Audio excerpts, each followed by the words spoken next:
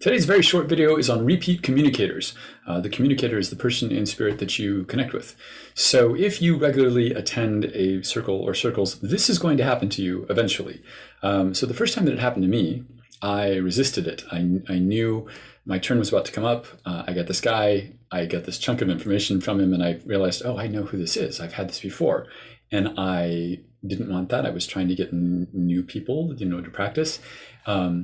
And just as my turn was starting, I switched to someone else that I could feel in the room. It felt wrong to do it at the time. I kind of panicked, and it was an okay reading. I did switch, but it didn't go very well. And I felt bad. I knew that it was the wrong thing to do. So if you're in early development, I would suggest not resisting repeat communicators. Just acknowledge, oh, I think I've had this person before. Get the repeat stuff out of your way, and new stuff will start to flow. New information will start to flow about them. And if you think about someone over their entire lifetime, there's quite a lot that they can convey, right? My mother is now somewhat famous for coming through in circles that I participate in, but she picks an era of her life. So her early married life, or my teenage years, or the end of her life, or whatever, and sticks to that information, so that some people who have gotten her more than once haven't realized that they were getting a repeat. So don't resist that. I really believe you should let them choose who comes through. And if it happens to be a repeat, you can learn from any connection that you make. And if nothing else, with repeats, you're dealing with doubt. Am I just remembering this from last time, or is this new? Like, it's just another way of dealing with doubt. So even there's a learning possibility. And as I've said in other videos, they know we're practicing. So circles can go a little bit differently than actual live client reads. And sometimes it's not actually a repeat, but you think it is.